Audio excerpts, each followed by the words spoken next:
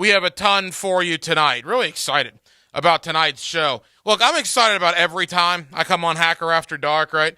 I get the opportunity to break bread, to have fellowship and camaraderie with you, the good men and women of Jacksonville, Florida. But on occasion, there are some shows that maybe get the juices flowing a tad more than maybe some other ones. And tonight is one of those juices flowing broadcasts, all right? We're going to kick it off here in about 20 minutes. It's fitting that on Hacker After Dark, we're going to go lights out. And we're going lights out with Sean Merriman, one of the best defensive players in the early 2000s in the National Football League. Rookie of the Year, I believe, back in 2005, I want to say his rookie year was, 2006.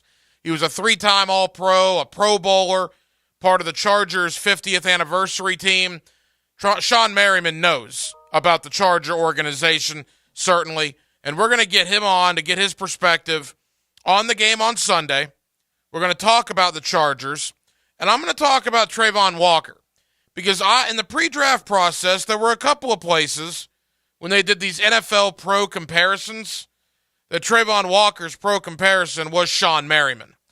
And I want to know if Sean Merriman saw that, what he thinks of Travon Walker. Does he see any similarities in the game? So Sean Merriman coming up here in the next 20 minutes or so. Aaron Wilson, Pro Football Network, coming up also in the 8 o'clock hour. We'll certainly talk Jags. Aaron's based out in Houston, does a lot of work with the Texans. He is a national reporter, though. I want to focus on the AFC South. What on earth has gone wrong in Nashville and in Indianapolis the first 2 weeks? We'll also touch upon, obviously, Houston and the Jaguars as well. In the 9 o'clock hour, I mentioned Florida and Tennessee. We're going to go to Knoxville and talk to the play-by-play voice of the Tennessee Volunteers, Bob Kessling, on the Volunteer Radio Network, and you can rest assured that they are getting ready in Big Orange Country for the Florida Gators coming in on Saturday. We'll get the Tennessee perspective with the voice of the Volunteers, Bob Kessling, coming up right about 9:15. And then finally in the 9 o'clock hour, Ben Lindsey, ProFootballFocus.com. You guys know how I feel about PFF. I love it. Love crunching the numbers when it comes to the Jaguars, and we will do that with Ben Lindsey coming up later on tonight in the broadcast. But as we do every night on Hacker After Dark, we kick it off with a big deal of the night and Dylan Denmark. Let's do that right now. Time now for the big deal of the night. What's the big deal? What is the big deal? No big deal. It is a big deal. On Hacker After Dark. All right, so all week long, right? It's Wednesday night. We've had a really good sample size now. Sunday night, all day Monday, all day Tuesday, most of the day today. I keep hearing this narrative, and quite frankly, it's ruffling my feathers a little bit. And the narrative is, what's wrong with the Indianapolis Colts? One of the most disappointing teams in the league, the Indianapolis Colts.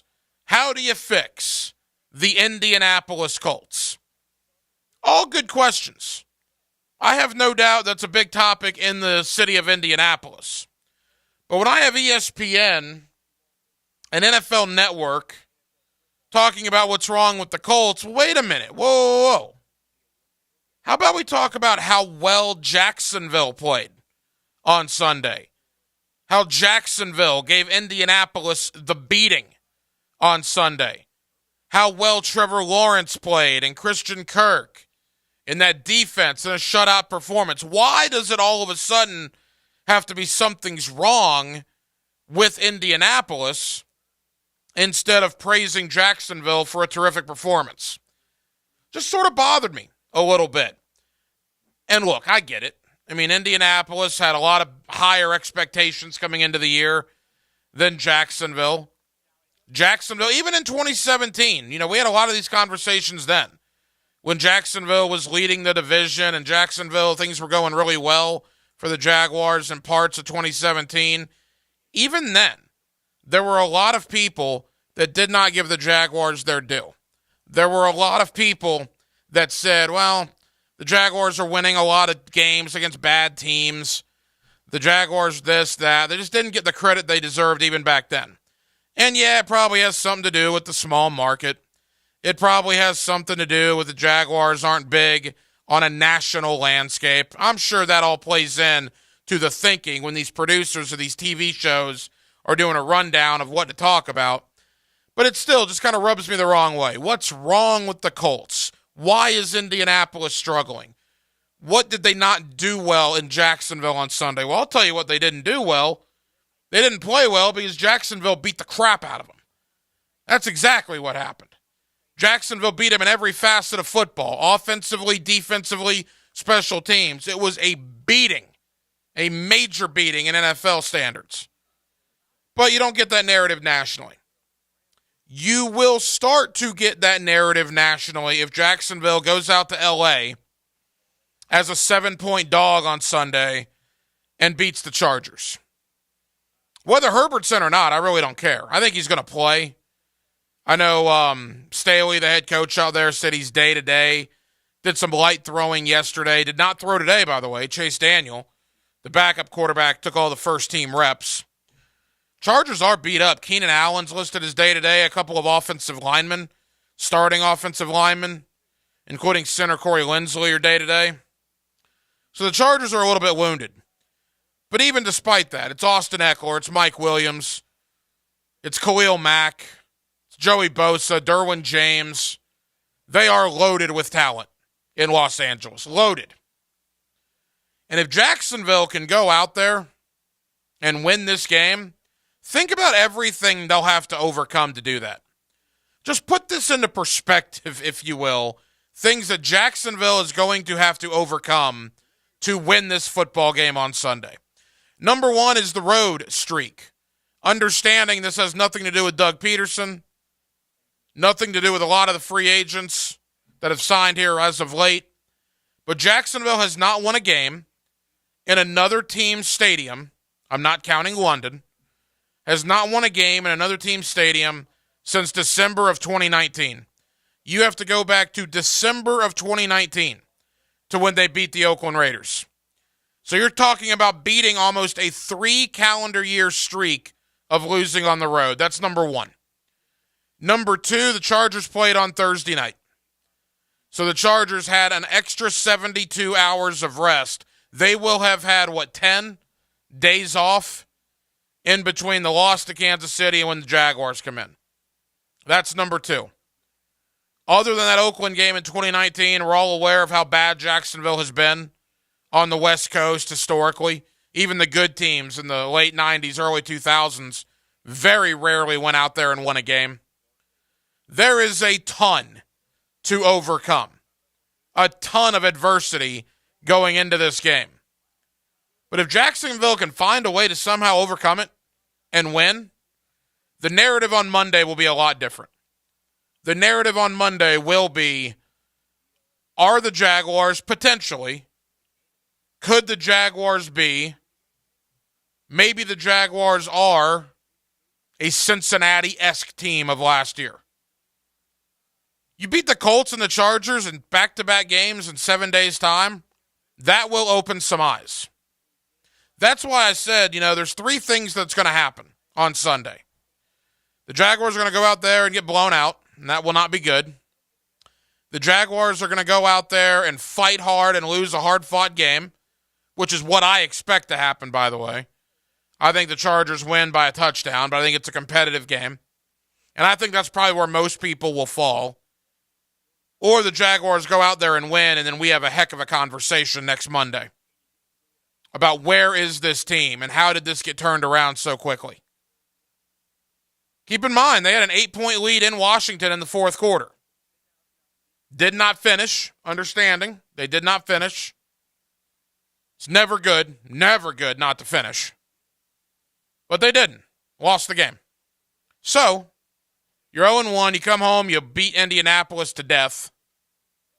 This will be an unbelievable reality check for Jacksonville, either positive or negative, on Sunday in Los Angeles, California, against the Chargers.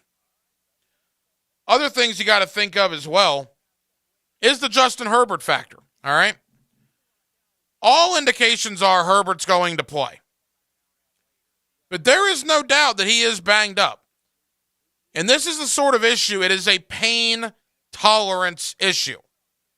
This thing hurts, man. I've talked to a couple of people that have had this particular injury, and they will tell you, when you have to sneeze or cough or go sit on the throne in the morning, there's a lot of issues with this injury that are uncomfortable. Imagine getting pile driving into the ground by Travon Walker or Josh Allen on Sunday. Look, I don't want to hurt anybody. You kidding? No. It's not dirty play. But let's be real. They know the Chargers quarterback has a rib issue. Don't be dirty, but good grief. You get back there, you can put a shot on the quarterback. We'll see how he responds. Now, he responded very well, Herbert did on Thursday night. After the injury, I think he was like 7 of 9. He threw that ridiculous touchdown pass to get the Chargers within 3. They just did not get the onside kick. So who knows how much the injury will affect his play. You would have to think they're going to shoot him up. A little feel-good juice before the game to numb it or whatever it's going to take to dull the pain. But there's a lot of interesting subplots coming in. And man alive, if Jacksonville can find a way, despite everything going against them, to win on Sunday in L.A., that fifth quarter broadcast on Sunday night will be absolutely incredible. Before we get to Sunday, we got to get to Saturday. Florida State, Boston College. Look, Seminole fans, you should be 4-0 at the end of Saturday. You're at home, and Boston College is terrible. That's my analysis of this game. You're at home, it's at night, and Boston College is terrible. But, got to admit, Florida State has lost games like this over the last 4 or 5 years. They continue to show growth. They beat Louisville. They were supposed to. You're supposed to beat Boston College. And if you do, you'll be 4-0. You'll likely be ranked in every poll next week. And Mike Norvell will be an early consideration for Coach of the Year. Really, both in the ACC and I would imagine nationally. Florida State season will be told over the next 6 weeks with North Carolina State, Wake Forest, Clemson, and Miami. But for those games to mean the maximum they could mean, you got to take care of business against Boston College. I believe they will. And then there's Florida and Tennessee. And Gator fans, this is the question I'm posing to you tonight on the text line designed by Lifetime Enclosures at 641-1010. I was born in 1983. By the time I knew what football was, I'm one of those spoiled kids that really doesn't remember the AstroTurf at Ben Hill Griffin Stadium. I vaguely remember Donald Douglas playing quarterback in 1989. My memories of Florida football go back to 1990, year one of Steve Spurrier. And what I remember, particularly once you got into 93, 94, 95 certainly, is that Tennessee game, other than Florida State, was the biggest game of the year. I remember when Lawrence Wright almost killed Joey Kent. Still one of the hardest hits I've ever seen. Tony George intercepting the pass and running it back for a touchdown. I believe that was off of Peyton Manning, if memory serves. The absolute downpour in 1995 where Tennessee's leading and then Florida scores like 30 unanswered. Doring goes nuts in the second half and Florida wins the game 62-37. I also remember 1990. Tennessee beating Florida to death 45-3 with Dale Carter returning the opening kickoff for a touchdown. I remember the Dallas Baker game in 2004 where the referee is standing right there. Right there. Tennessee player throws a punch. Dallas Baker throws a punch. Referee saw both. Baker got the penalty. 15 yards. That allowed Tennessee to have another opportunity at a field goal. James Wilhoit hit a 51-yarder. They stormed the field in Knoxville. Go back to 1998 in overtime. Collins Cooper missing that extra point at Tennessee. Not the extra point, the field goal, rather. The field goal in overtime. Missing it, Tennessee would go on to play for a national championship and beat Florida State. Why do I bring all this up? Because this Florida-Tennessee game used to be enormous. You can't spell citrus without UT. Fulmer and Spurrier, are you kidding me? It was great. Travis Stevens just ripping Florida's heart out in 2001, costing the Gators a shot at the national championship. And now here we are in 2022. And admittedly, it's been Tennessee's problem. Tennessee has not held up their end of the bargain. Tennessee is the team that has let this rivalry down. That could be turning, though. College game day at this game for the first time in 6 years. They are going to be unbelievably riled in Knoxville on Saturday. So my question to you Gator fans on the text line designed by Lifetime Enclosures, and I imagine this is going to be an age thing, right? Denmark, your generation, 30 and younger, you probably don't give Tennessee a second thought. They're probably like South Carolina, Missouri. It's probably another game. They're like a little lower than LSU. No, LSU's a lot better. All right, so wait a minute. So you as a Gator alum, is it Georgia or Florida State 1? Florida State's 1. Georgia 2? Yeah. LSU 3? Yeah. I can assure you, in the late 90s, early 2000s, Tennessee would be much, much higher than number 4. So for my dad, Georgia's definitely number 1, and then Tennessee's up there just because of the 90s. And then so that begs the question, right? If you're a Gator fan listening right now, where is the Tennessee rivalry? Has it been shattered and crushed over the last 15 years, beaten so down by Tennessee's ineptitude that it's just another South Carolina or Missouri type game, Kentucky, or because Tennessee appears to be on the way up, because it's a battle of top 20 teams, game day is going to be there. Can the Tennessee-Florida game become what it once was 20, 25 years ago? Well, you can only call it a rivalry if Tennessee starts beating Florida. Well, talk to me on Sunday morning. Well, I mean, when one team beats the other team 16 out of 17 years or whatever it's been, Oh, I agree, but that's kind of the point. Tennessee, I believe, Tennessee's the better team right now. 100%. There's no doubt about that. So we will see. But Gator fans, on the text line, designed by Lifetime Enclosures, can Florida and Tennessee get back to where it was 20, 25 years ago? I'm interested in your thoughts. We'll read them coming up in just a little bit. Coming up next, we're going to get into the world of the National Football League. It's fitting that on Hacker After Dark, we're going to go lights out. And we're going to go lights out with Sean Merriman, former Charger, former All-Pro, former Pro Bowler. We'll preview the Jags and the Chargers. We'll also talk a little Trayvon Walker with Sean Merriman. That's next. Hacker After Dark on a Wednesday, 1010XL, 92.5 FM. Get personal with your favorite NFL team. Jaguar turned to a saber-toothed tiger. Join Mike Dempsey, Fat Tony, and E.T. on Jaguars Today. From the Jacksonville Orthopedic Institute studios. Every weekday from 10 to noon on 1010XL. Here's Linda Beaver. Hey, school's in session, and here's today's lesson. We have hundreds of certified vehicles to choose from, starting as low as $89.99, and they come with a 7-year, 100,000-mile peace of mind warranty. That means it'll still be under warranty when you can drive. Plus, every purchase allows us to fund teachers' projects the entire school year. Your next assignment, get to Beaver Toyota in St. Augustine or Beaver Chevrolet in Jacksonville. Your deadline is September 30th. We're here to wow you and our teachers. Why live with foot or ankle pain? If you have persistent pain, numbness, tingling, burning pain on the bottom of your foot, or swelling that doesn't improve with home treatment, it may be time to see Jacksonville Orthopedic Institute. Our foot and ankle specialists have innovative new options to help you get back in the swing of things without persistent pain that slows you down. Call JOI 2000 or go to joionline.net for an appointment. Outdoor comfort can feel hard to come by once the summer season settles in.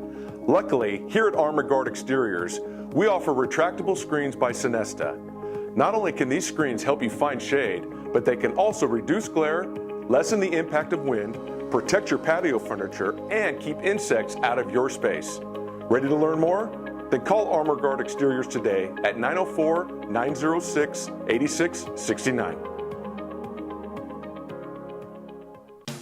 Expert Automotive, Jacksonville's only automotive repair shop, where every car we work on gets a lifetime repair warranty. Never pay for service again once it's fixed. Winter travel is around the corner, and now is the time to get your winterization. Do you still have AC issues? Freon prices are falling, and we can save you money. At Expert Automotive, we service all makes and models. Call 374-3373 today to schedule your appointment. Expert Automotive. We never sell greed, only what you need.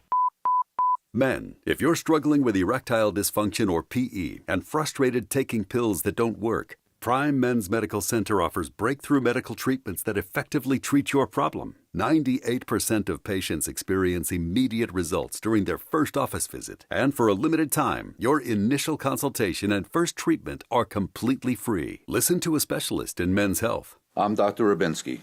The physicians at Prime Men's Medical Center offer the most advanced treatments that eliminate ED and PE. Now men are lasting 30, 60, 90 minutes or longer, regardless of age or medical history. Guys, to eliminate your frustration in the bedroom, call Prime Men's Medical Center now to take advantage of this exclusive limited-time offer. Your initial consultation and first treatment are totally free, and you'll see instant results right in the office. Call now, 904-664-8217. 904-664-8217. That's 904-664-8217. Attention sports fans, your favorite sportsbook, BetUS.com, is back for our 28th year of NFL action. With the industry's biggest sign-up bonus of up to 200%, BetUS offers our members the chance to cash in on all of your favorite leagues, including the NFL, NBA, MLB, and more. We've also got hundreds of new casino games, including the coolest European slots, and our live dealers are waiting for you at the tables. Sign up at BetUS.com or call 1-800-79-BETUS and get into the action. Don't forget to mention promo code RADIO. BetUS, where the game begins. Are you getting hit hard with higher costs and higher interest rates? Is your credit card rate going up every month? Hey, it's Prosser here. How'd you like to wipe out those credit cards before the holidays? It's time to call Loan Pronto, because your home equity can rescue you right now. Your home value is still way up, and there's a ton of cash that you can get now. Loan Pronto specializes in zero-cost cash-out home refis. You can get tens of thousands in as little as 2 weeks. Pay off all those credit cards, consolidate everything into one super low payment. People who do this usually cut around $800 from their monthly budget. And even if your home mortgage rate goes up a little, it's offset by your current credit card rate going to zero. And when rates come back down, Loan Pronto will refinance you again for free. So don't wait. Call Loan Pronto. Do it now, and you can even skip your next 2 house payments altogether. Call 904-999-1508. Call Loan Pronto at 999-1508. That's 999-1508. Equal housing lender, MLS 1661781, subject to lender approval. The Northeast Florida Safety Council has been keeping Jacksonville safe for 80 years. I'm Carrie Kaufman, the EHS Operations Manager at the Safety Council. Join us December 15th at the Garden Club as we celebrate our anniversary and recognize our achievements in keeping our community safe and healthy. We provide safety services your organization needs to take the worry out of compliance. For more information, including how you can be a sponsor of our 80th celebration, visit nefsc.org. Time now for a medical recap. A health and wellness tip from Jaguars head team physician Dr. Kevin Kaplan. Strength and resistance training are some of the best forms of exercise you can do to strengthen your muscles and improve your body composition. It may also lead to important improvements in metabolic health, meaning your blood sugar levels are easier to manage, and it also increases how many calories you burn at rest. The Physical Activity Guidelines for Americans recommends resistance training twice per week in addition to cardio training. Let's get fit, Jacksonville. This Date in Sports History is brought to you by Southeast Orthopedic Specialists. On September 21st, 1956, New York Yankees set MLB record, stranding 20 runners on base while Mickey Mantle hits a 500-plus foot home run in the loss. This 1010XL 92.5 FM hour is powered by Anajar and Levine Accident Attorneys. Call 904-600-4000. That's 904-600-4000.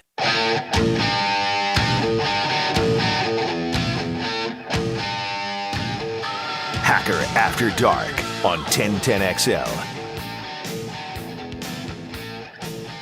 Now, another interview on the Farah and Farah phone line, brought to you by the accident attorneys at Farah and Farah. Back here on 1010XL and 92.5 FM in the city of Jacksonville. We are glad you are with us. The Jaguars and the Chargers. Sunday, a 4 o'clock kick here in the city of Jacksonville. You'll get all the action right here on 1010XL and 92.5 FM. What a treat this is for me. Let's talk to a former member of the San Diego Chargers, a former NFL All-Pro. He was Defensive Rookie of the Year and a Pro Bowler. That, of course, is lights out, my man Sean Merriman. Sean, how we doing?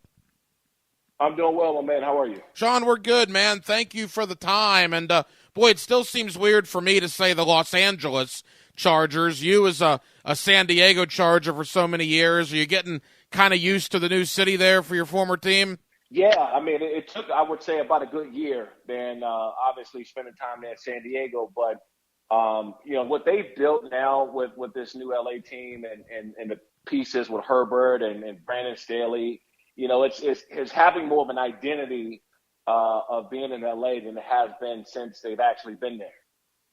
And, Sean, they got a good football team, man. Let's talk about them. The Jaguars will see them on Sunday. Let's talk about your former position, Khalil Mack out there on the defensive side of the ball. Obviously, Joey Bosa.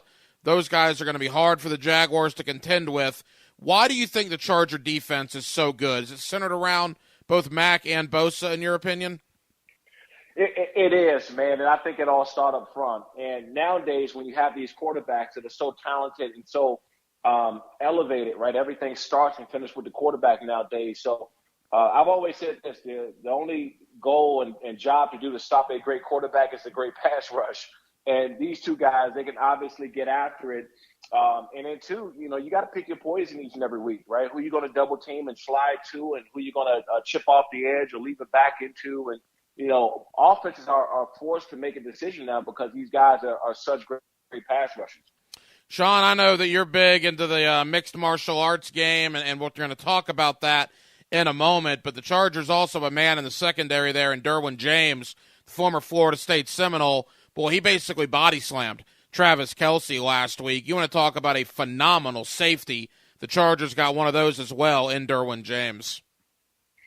Yeah, Derwin is as rare as they come, right? And I'm not talking about in the NFL right now. I'm talking about ever. You by the end of his career, you're going to have to start putting him up there with the Troy Ponamalus, the Ed Reeds, the Ronnie Lotts, and you're going to have to put him up there with the greats because he can do so much. Obviously we've all seen that big hit against Travis Kelce, but I can assure you that it won't be the last one. He's just he's so dominant at that position. You can line him up anywhere.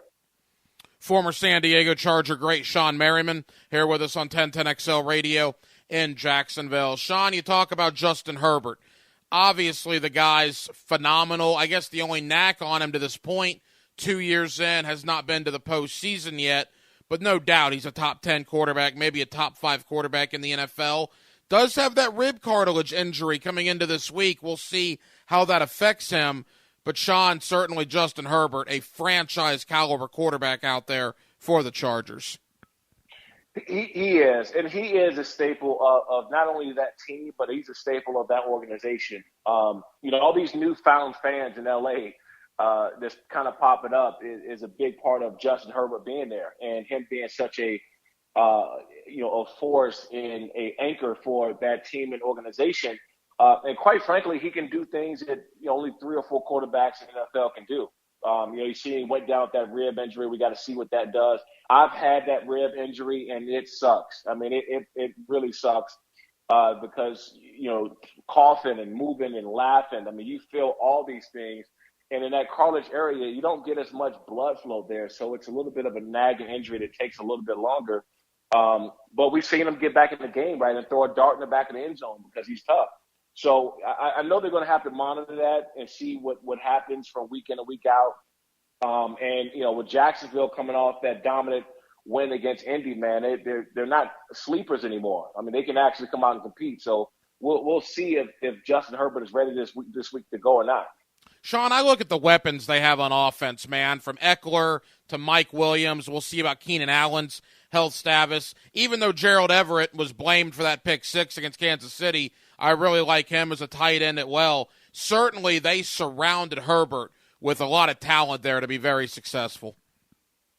They did, and they have to, right? Because when you have a quarterback that's that elite, you have to have targets, and you have to have targets that's able to get open.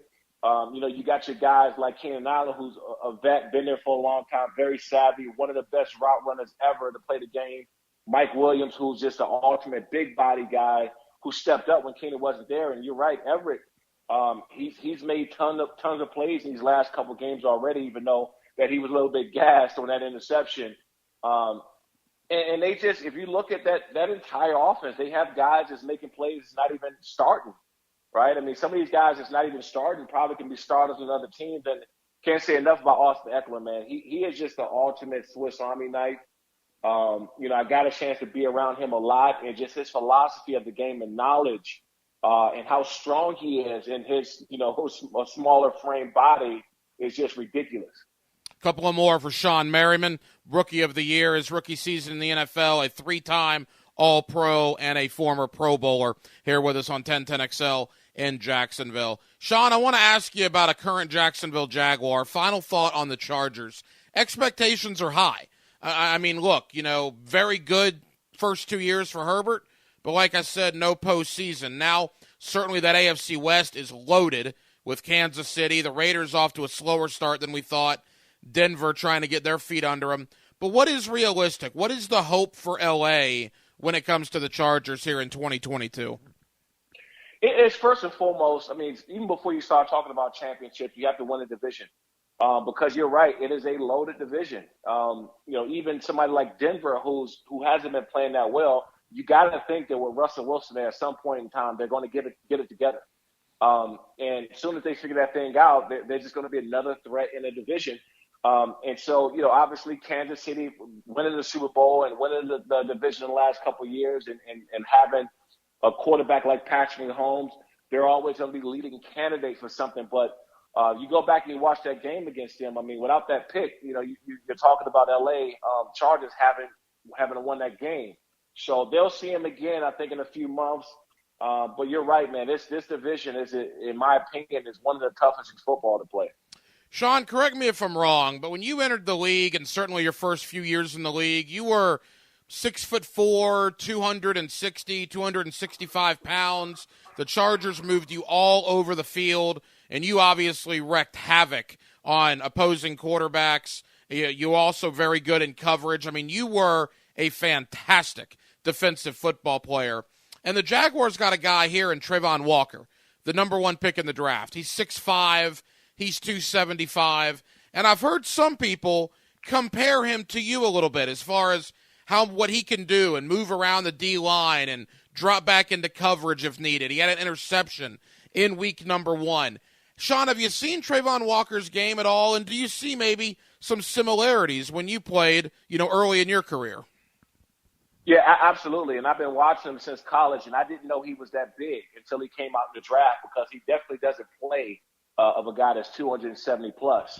So, as much as I would like that comparison, he got about 10 pounds on me, and it just illustrates, man, that pick that he had was, one of the most athletic plays I've seen of a guy that size. And then not only that, what he did with the football afterwards. This guy can flat out move. And I know there was some question of who they should draft between him and Aiden, who came out of Michigan, and it's looking like they made the right decision. This guy is a ultimate playmaker. I'm going to love to watch him for years to come in this league, and it's going to be fun to watch and see where his career goes, because someone who can step on the field that early is doing what he did. And I'm speaking from experience, being able to have the opportunity to win a Defensive Rookie of the Year and go to the Pro Bowl and All-Pro my rookie year.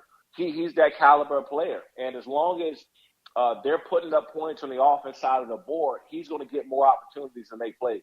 Final moments here with Sean Merriman. Sean, I want to get to what you're doing with FUBU Sports in one moment. Final football-related question. The Jaguars last year, it was a nightmare with Urban Meyer. It was a disaster. You could argue that Urban Meyer might be the worst coaching hire in the history of the NFL, and I'm not sure if that would be overstating it. Doug Peterson comes in, Super Bowl winning coach, 1-1 with obviously Carson Wentz and Nick Foles in Philadelphia. Can you explain the night and day it probably is for the Jaguar players that were here last year with Urban and saw that issue and that are here now with Doug Peterson? Because it looks night and day to us from watching them from afar. Yeah, I think that what Doug Peterson did instantly coming in is establish structure to a team that already had talent. Anytime you don't have structure and you got a Trevor Lawrence and all these guys that can actually go out and make plays and have big play capabilities, but there's no structure there, there's no identity. So the first thing that I saw, even in game one, when they first started out, is structure and identity. You know who the Jaguars are now. You know, they're getting Trevor Lawrence out on the edges and getting him running and throwing the football, and that's what he's great at doing. They didn't set him up for success when Urban Meyer was there. They just didn't. It was almost in the sense that they had a playbook, they had something that they want to run, and they didn't really capitalize on the capabilities of somebody like Trevor Lawrence. And Doug Peterson coming in, instantly recognizing, like, hey, this guy can go. Let's set him up for success. And that's what happened. That's why they had that big win in Indy. Still one of the greatest nicknames, Lights Out. I love it. One of the greatest celebration dances when you got to the opposing quarterback, Sean Merriman. Sean, tell the good folks here in Jacksonville what you're going with these days, including your work, MMA style, there with Fubu Sports. Yeah, so Lights Out Extreme Fighting is my MMA company, my MMA promotion. All of our fights can be found on Fubo TV, Fubo Sports. We're going to be looking to start up here in November. So if you guys don't have Fubo, check us out, get it, and watch us. We'll be having a fight every month. That is absolutely fantastic. Sean, I know you're busy this time of year, man. Thank you so much for taking time out. Let's have a great game between the Jaguars and the Chargers on Sunday, and we'll talk again soon, my man. Thank you. You got it. Thanks for having me.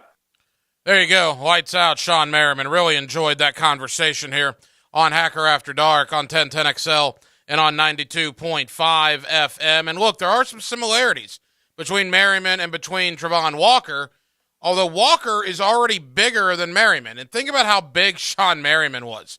At 6'4", 260, 265 pounds in the prime of his career, Walker's already got 10 to 15 pounds on him as a rookie. Just absolutely insane how big Travon Walker is and how athletic he is at that body frame. 641-1010 is the phone number. If you want to get involved, you are more than welcome to do so. In the 9 o'clock hour, we're going to head to Knoxville, Tennessee, talk to the play-by-play voice of the Tennessee Volunteers, Bob Kessling, as Tennessee prepares for Florida. A 3:30 kick Saturday afternoon. You will get that game as well right here on 1010XL and 92.5 FM. By the way, this came out yesterday. We talked about it on our late night show last night, but it is worth repeating. You see the schedule for Florida in 2023 came out yesterday? And I don't know why the SEC doesn't make a bigger deal out of this. I don't know why you would release next year's schedule literally in the middle of football season. It gets kind of buried. But we saw it. If you didn't, Utah, obviously, in Salt Lake City to begin the year on September 2nd. The home opener is just going to be a battle. I mean, you want to talk about a high-price ticket when McNeese State comes in to play Florida on September 9th. I mean, what an absolutely terrific home opener that game will be.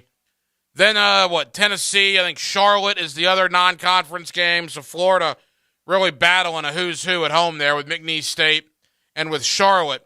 But what takes you back about the schedule is after October the 14th.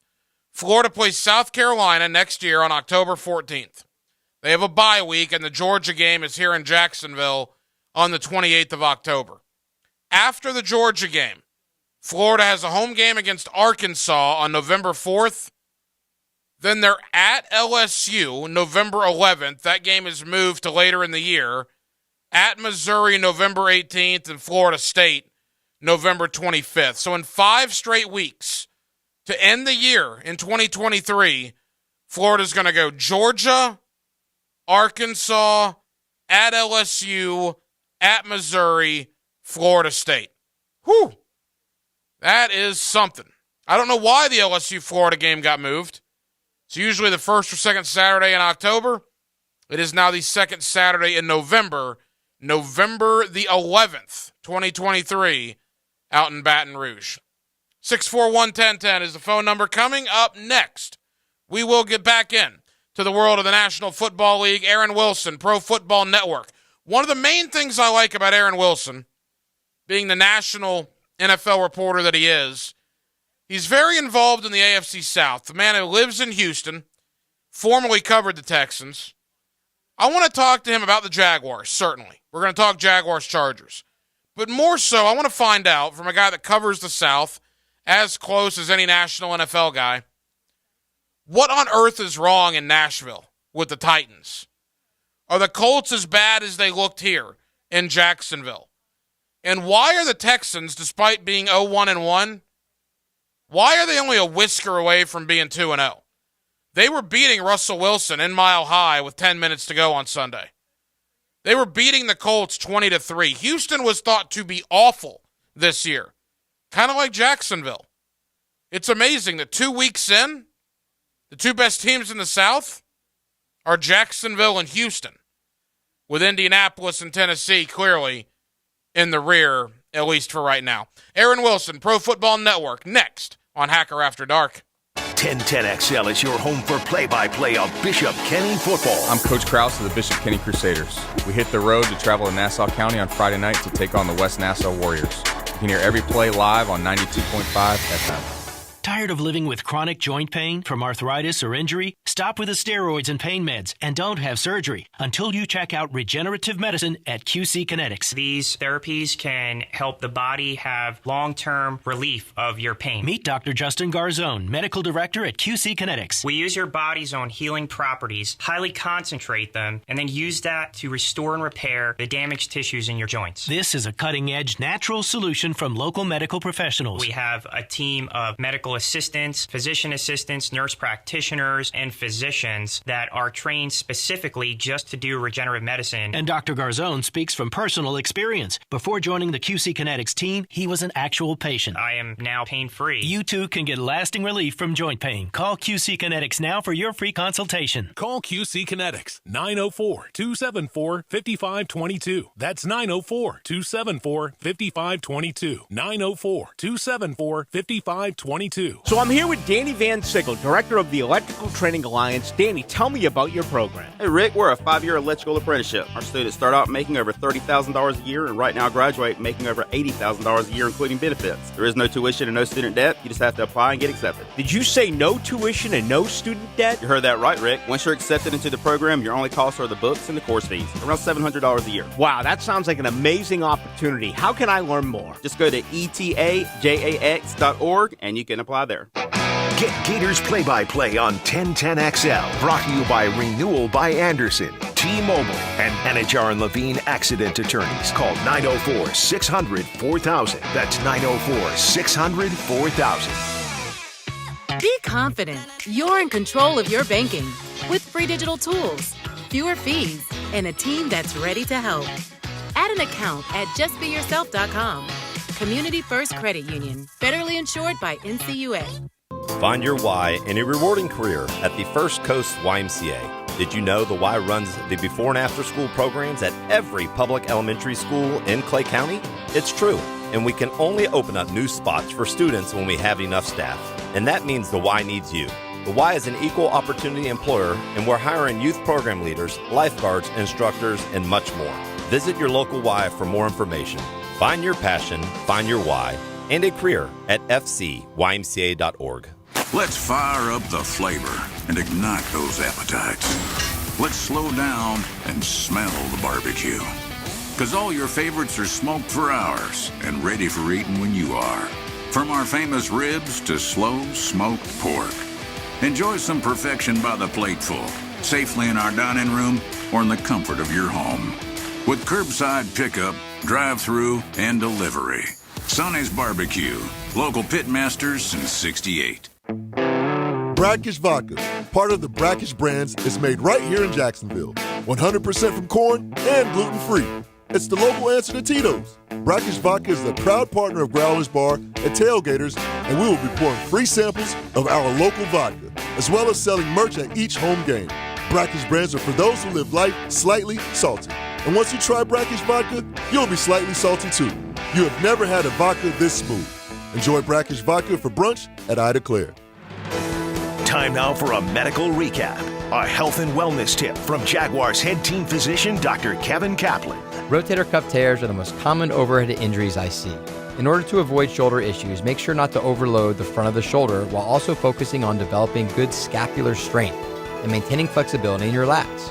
Proper hydration, nutrition, and supplementation are also crucial to joint and muscle health. Go Jags.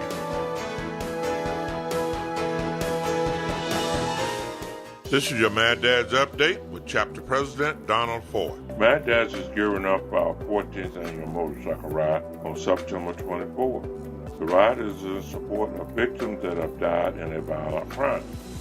The ride will begin at Harley-Davidson at I-95 in Bay Meadow, zigzags through the city where murders and shootings have occurred. It will end at Edgewood and London. We will go through Arlington to the east side, north side, Paxton, west side, Lackawanna, and end at Edgewood and Lenox. There will be a celebration at the end of the ride for families who have had a loved one die from a violent nature. The ride will begin at 11 a.m. We're asking everyone to stand out and give us a shout out. Hit me on Facebook and tell me what you think. For information about Mad Dad, go to Mad Dads Jacksonville Chapter Facebook or MadDadsJacksonville.com. Former Gator Chris Doran joins Dan and Jeff on the Drill. Wednesdays at 8:15 on 1010XL. Brought to you by NHR and Levine Accident Attorneys. Call 904-600-4000. That's 904-600-4000. This 1010XL 92.5 FM hour is powered by NHR and Levine Accident Attorneys. Call 904-600-4000. That's 904-600-4000.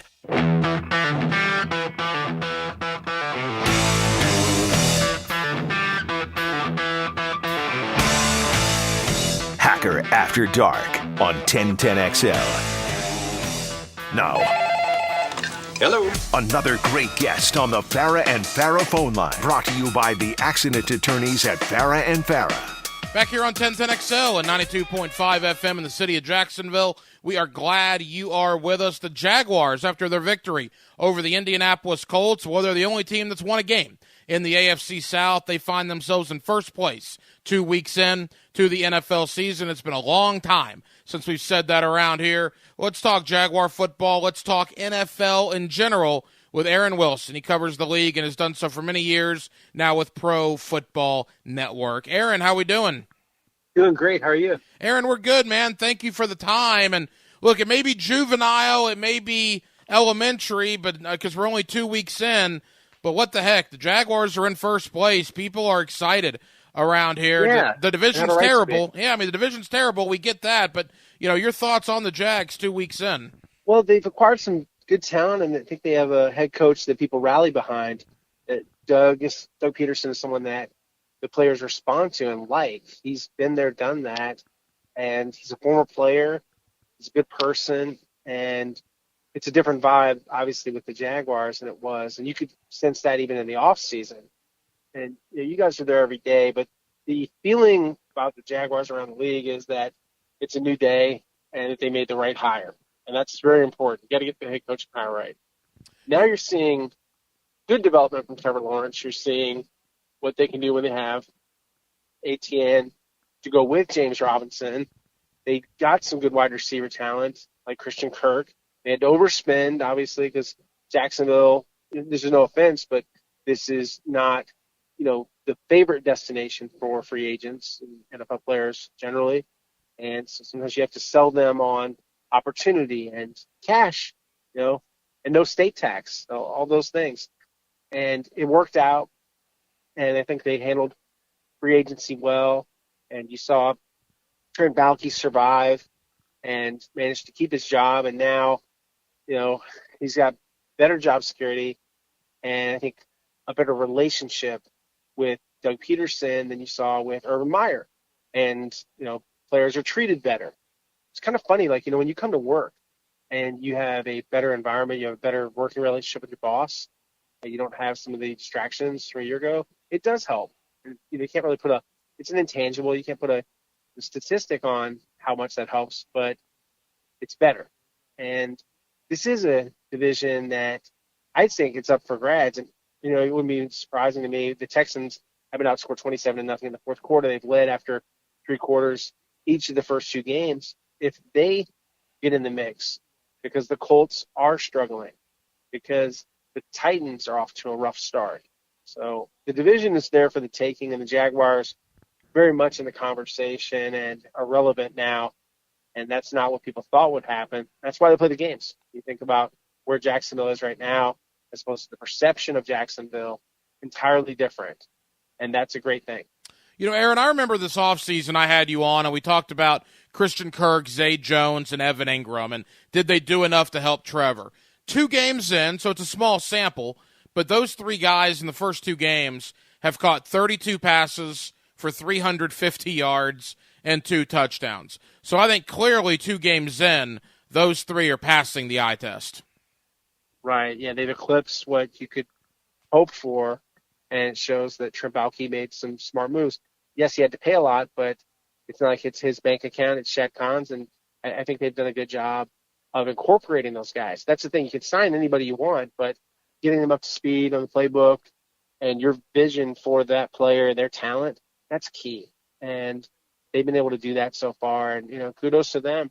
I feel like good things are happening with the Jaguars, and, they have drafted very high for a long time. That can pay dividends because the most talented players are drafted the highest generally. And they've made some picks that have worked. And, jury's still out. Trevor, not a great rookie year, but there were some extenuating circumstances this year. Looking better, and you still have to like the arm talent and the stature and his mobility. So, just always have to think about he has a lot of tools, and because of those tools, gives you a chance to have a winning quarterback. Aaron, you're based out in Houston, so you follow the AFC South maybe a little bit more than most national media members do, so you're a good guy to ask. The Colts looked terrible on Sunday, looked really bad. I know you saw them week 1 when they came back and tied Houston, but boy, I think they got problems in Indianapolis, Aaron. What's your thought on them? Matt Ryan's a little older quarterback. They've got to figure out their identity. I think they should be a running team more than anything with Jonathan Taylor. Jonathan's one of the best, if not the best running backs. And defensively, I think they should have enough, but, they do miss Shaq Leonard. I think that hurts them some because Shaq's been out with that back injury. He's the leader of the defense. And, they added Stephon Gilmore, but, I think he's very good. Going to get more plays out of him, out of Kenny Moore, out of the other linebackers. The way they beat the Texans was with edge rushers like Kwity Paye getting off the football, and Houston collapsed. And they're a rebuilding franchise that's still trying to find their way. You're not sure, do they have their franchise quarterback, or is Davis Mills just is the ceiling not high enough? Is he just a, okay quarterback, solid quarterback, but not a, very good or great quarterback? We're still learning that. And when I think about the Colts, all they really had was a running game and Michael Pittman. The injury to Pittman cannot be really underrated at all. The importance of him is so significant because they don't have a lot of weapons. They have him, and they have some other guys that are still learning, like Alec Pierce. So they played Jacksonville without Pierce or Pittman, and they just didn't have enough in reserve. And that's the problem. We don't have enough depth at that position. It just is like a guy like Matt Ryan enough weapons. And they lack that right now. They don't have depth at receiver. They have a go-to guy that I believe in Michael Pittman. Pittman not playing, big game changer. But even with all of that, they probably still lose to Jacksonville. Jacksonville has transformed their roster and have a lot of confidence right now in what they're doing. So you think about everything that's happening with the Jags. It's not by accident. It's by plan. And the Colts, they are struggling. And they're trying to bet on an older quarterback. I don't think there's anything really wrong with Matt Ryan. I think he still can play, to a competent level. But it's just a matter of, him having weapons. He doesn't have weapons when he's got injuries. Pierce has got a concussion. Pittman's out. It's not what it needs to be right now. Aaron Wilson does a terrific job covering the NFL for Pro Football Network, and he's always kind enough to join us here on 1010XL in Jacksonville. Aaron, I talked to people in Nashville this offseason, and they were worried that window of opportunity was starting to come down for the Titans. They still thought they'd be good, but maybe not the window as open as it was 2 or 3 years ago. You lose just a gut-wrencher to New York in Week 1, And, Aaron, they go to Buffalo on Monday Night Football and didn't look like they belonged on the same field. Are they panicking in Nashville, or should they be panicking in Nashville? I think they should stay the course. I don't think they should panic. I mean, anyone should panic generally, but I think they have to react to it, and they have to think about, what kind of team are they? Are they going to be able to run the ball? Is Sean Burks going to be enough of a weapon? They've made a lot of moves. John Robinson's a very aggressive general manager. At some point, when do you transition from Tannehill, to Willis? And I don't think the time is there right now. But they drafted him for a reason, and whether it's next year or year after or this season, they have to think about when they're going to get this guy on the field, because I think he could help them. It's a bad start, but it is early in the season. Aaron, 16 teams in the AFC. We're 2 weeks in. Only 3 2-0 teams. A lot of parity in the AFC. Does that surprise you that we have all these 1-1 and 0-2 teams only 2 weeks in? Not really. I mean, that's what this league is built on, is parity. That's the way it's constructed and designed. It doesn't really surprise me. I'm not surprised that Buffalo is a powerhouse. I'm not surprised that the Chiefs are good. I expect a lot from the Chargers at some point this year. I wouldn't say there's anything else shocking. The South Division being topsy-turvy is one of the bigger surprises in the whole NFL.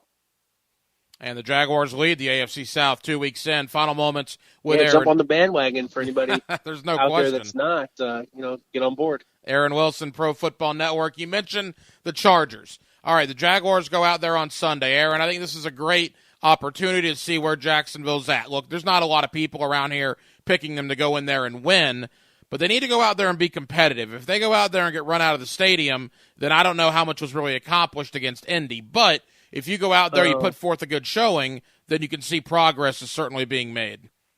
Yeah, I agree with that assessment. I mean, you are going to be outmatched against Austin Eckler, against Justin Herbert, who's going to play hurt, it sounds like, and they'll probably get Keenan Allen back, and I don't think they'll be at full strength, but they'll be closer to it than they are this past week.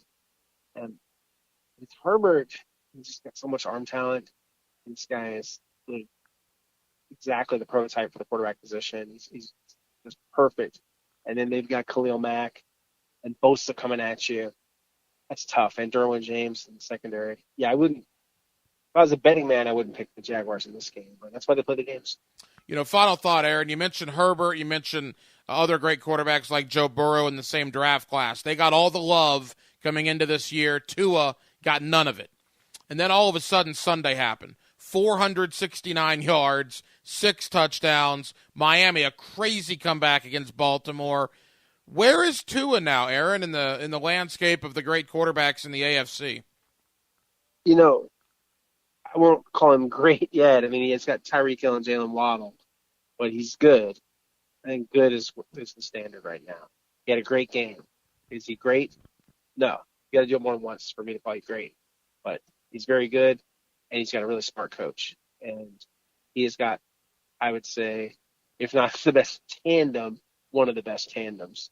And that makes a big difference.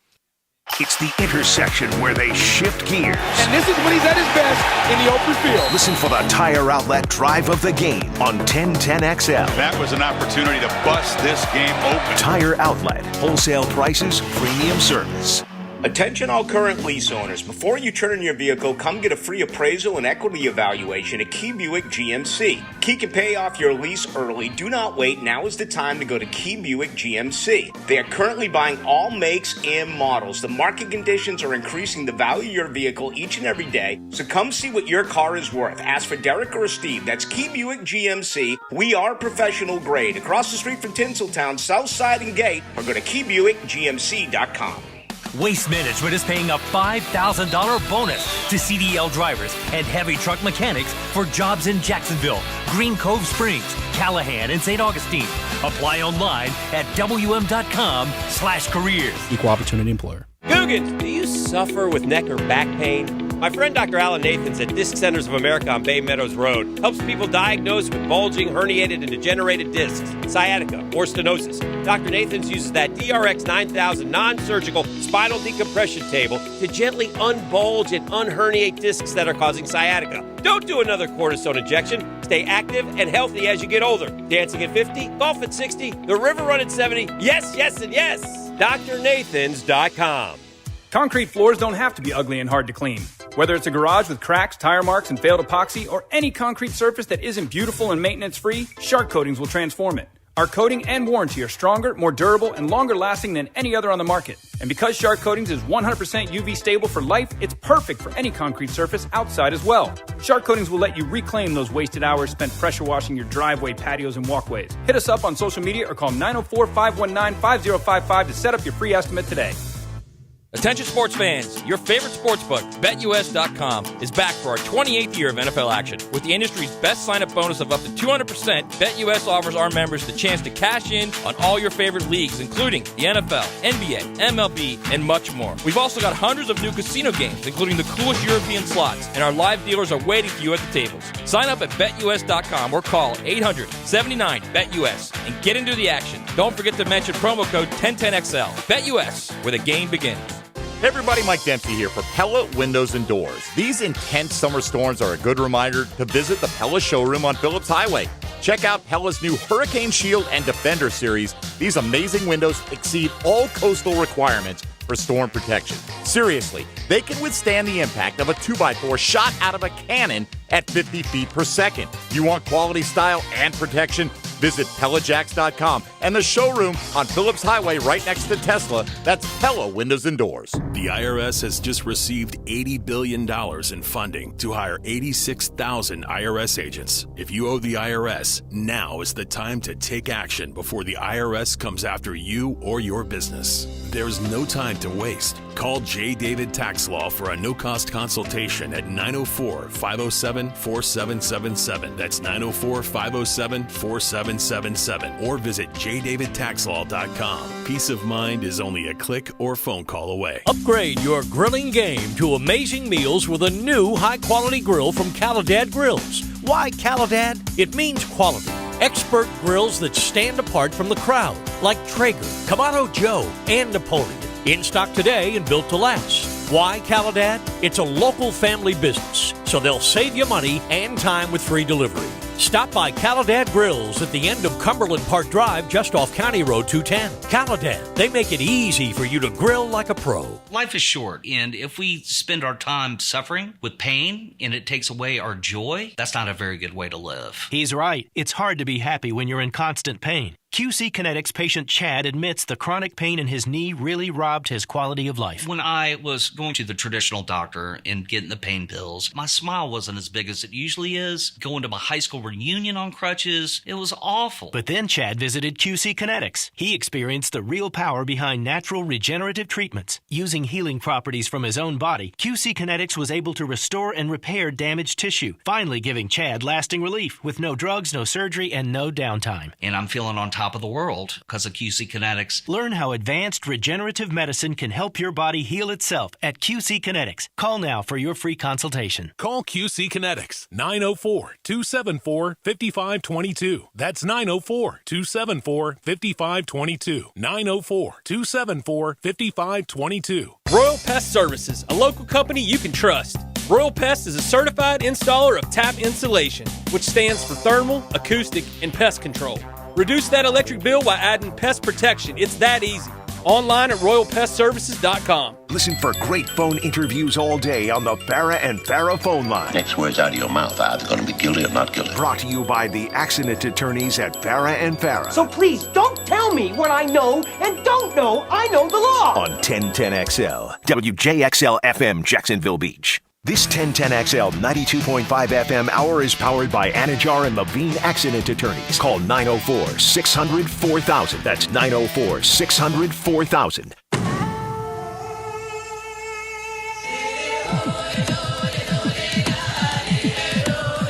Hacker After Dark on 1010XL. Oh, yeah, man. If this doesn't get the juices flowing, I don't know what will. Season 43. Denmark, let that play a little bit. Let that marinate till it ends. Season 43 of Survivor begins tonight. You have to go back to the summer of 2000 when Richard Hatch won the first Survivor. Denmark, how long have you been alive? 24 years. So 1998? Yes. All right, you're just barely older than this show. It basically started reality TV. I love it. It is amazing. They've had now 43 seasons. Somebody's getting voted out of the tribe tonight. Very excited. I'll give you a thorough Survivor update tomorrow night on Hacker After Dark. Florida and Tennessee. Saturday, Neyland Stadium in Knoxville. Bob Kessling, the play-by-play voice of the Tennessee Volunteers, coming up in less than 10 minutes. I asked you guys on the text line, designed by Lifetime Enclosures a little earlier, if you're a Gator fan, can Tennessee get back to the rivalry it was 20, 25 years ago? Look, for guys like me, I was in high school, college, when the Florida-Tennessee game was probably the second biggest game for Florida, behind Florida State. And then certainly Georgia got very good, very quick. Right around the time Mark Richt arrived there, and Georgia has certainly supplanted the Tennessee game. I would argue LSU is higher up now than the Tennessee game. And heck, you can even start arguing, if things keep going the way they're going, maybe Kentucky is going to start being bigger than the Tennessee game. Because Tennessee didn't hold up their end of the bargain. Tennessee dropped the ball when it came to this rivalry. Although, think about some of the best plays Florida has had, the best moments Florida has had, even in the last decade when this game didn't have a lot of luster. 4th and 14, Will Grier to Antonio Callaway. Oh, that was awesome. Felipe Franks, the Hail Mary, that according to Brad Nessler was full of grace for the Gators to win the game. 63 yards. Absolutely incredible, the Tyree Cleveland catch. Even though this rivalry hasn't been what it once was, it still had some very compelling moments, some very compelling memories. Tennessee needs to start winning this game again for this rivalry to mean something. Why does Georgia mean so much now? Because Georgia is beating Florida to death. Remember in the early to mid-90s? The Georgia game didn't mean very much when Florida's winning every year by 30. It's not the case anymore. But that is the case in the Tennessee rivalry with the Gators. But now Tennessee with Josh Heupel ranked in the top 15. Florida ranked in the top 20. College game day on Saturday will be in Knoxville. I'm excited about it. I think Florida's going to play well. Do I think they're going to win the game? I don't know. I'm going back and forth. I'm leaning Tennessee. But I know some of you, I got some Gator season ticket holder friends of mine, some Gator alumni buddies of mine that have told me they think Florida has no shot. No shot? I disagree with that. I think Florida has an opportunity. I think they're going to play well. I do feel also that Tennessee is going to be very fired up to see the Gators.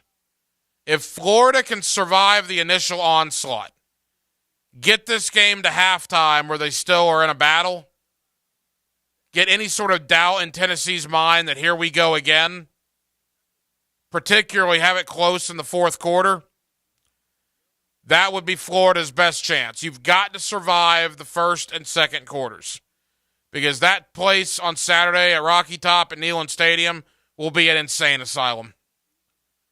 And how will Anthony Richardson and this Gator football team handle that? We'll see. We're less than 72 hours away. Bob Kessling, the terrific play-by-play voice of the Tennessee Volunteers. Let's go to Knoxville.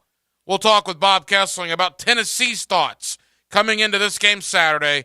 That's next. It is a Wednesday night edition of Hacker After Dark. In Jacksonville, you got it right here on 1010XL and 92.5 FM.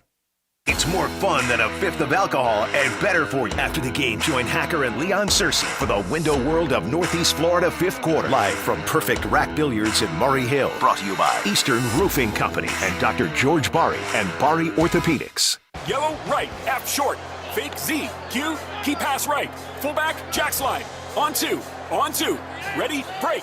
Just like running plays on the game, dealing with plumbing and septic issues are very complex. Leave it to the pros at DuckDuckRooter. They'll tackle any issue you're having when it comes to plumbing and septic. DuckDuckRooter is a proud partner of the Jacksonville Jaguars and locally owned. When you're stuck, call the Duck. 904-862-6769 or online at DuckDuckRooter.com. Life is short, and if we spend our time suffering with pain and it takes away our joy, that's not a very good way to live. He's right. It's hard to be happy when you're in constant pain. QC Kinetics patient Chad admits the chronic pain in his knee really robbed his quality of life. When I was going to the traditional doctor and getting the pain pills, my smile wasn't as big as it usually is. Going to my high school reunion on crutches, it was awful. But then Chad visited QC Kinetics. He experienced the real power behind natural regenerative treatments. Using healing properties from his own body, QC Kinetics was able to restore and repair damaged tissue, finally giving Chad lasting relief with no drugs, no surgery, and no downtime. And I'm feeling on top of the world because of QC Kinetics. Learn how advanced regenerative medicine can help your body heal itself at QC Kinetics. Call now for your free consultation. Call QC Kinetics. 904-274-5522. That's 904-274-5522. 904-274-5522. Florida Gators football on 1010XL is brought to you by Renewal by Anderson Windows and Doors, T-Mobile,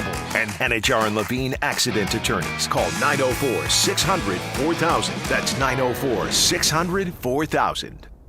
Into the Night with Rick Ballou will be live each and every Thursday from Mr. Chubby's Wings. Come join us from 6 to 8 on Thursdays for 2-for-1 pints and pitchers, $3 wines and wells. Mr. Chubby's Wings in Ponte.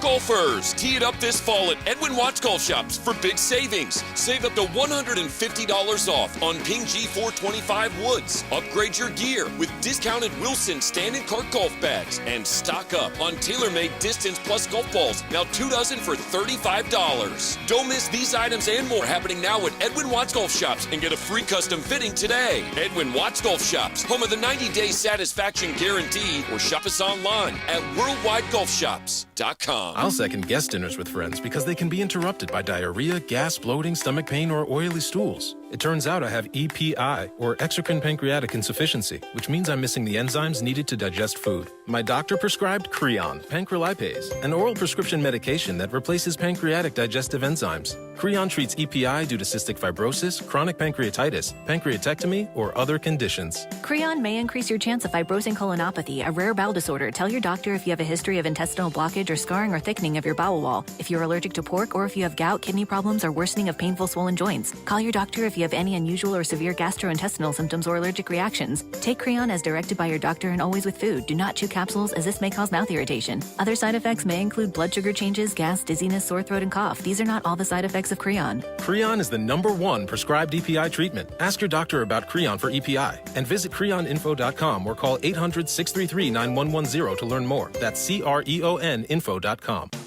Expert Automotive, Jacksonville's only automotive repair shop, where every car we work on gets a lifetime repair warranty. Never pay for service again once it's fixed. Winter travel is around the corner, and now is the time to get your winterization. Do you still have AC issues? Freon prices are falling, and we can save you money. At Expert Automotive, we service all makes and models. Call 374-3373 today to schedule your appointment. Expert Automotive. We never sell greed, only what you need.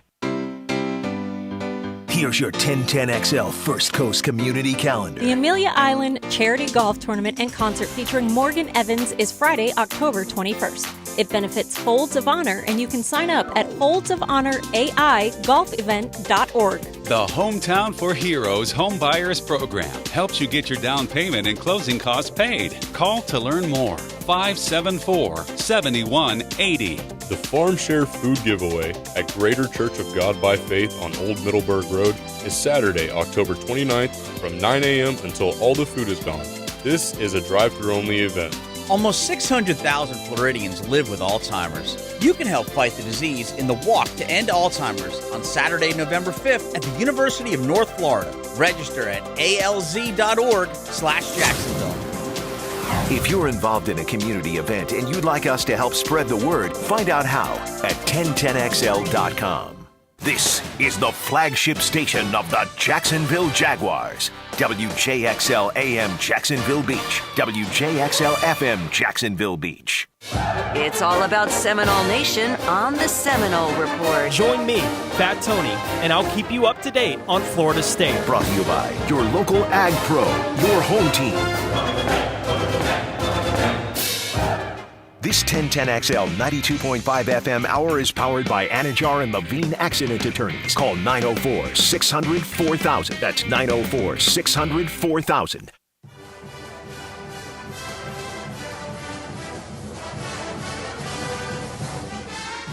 It's Hacker After Dark on 1010XL.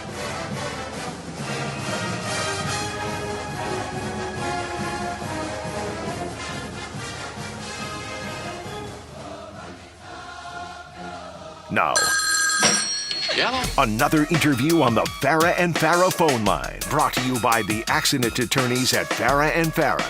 Back here on 1010XL and 92.5 FM in the city of Jacksonville. We are glad you are with us. Saturday, 3:30, CBS, Florida and Tennessee and Knoxville. It's a big one. College game day will be up there, probably the biggest game in the country, quite frankly, this Saturday afternoon. Tennessee, do they smell blood in the water when it comes to the Florida Gators? Let's head to Knoxville. Let's talk with the terrific play-by-play voice of the Tennessee Volunteers, Bob Kessling, always kind enough to join us here on 1010XL. Bob, how we doing? Ryan, I'm doing great. Looking forward to the game on Saturday.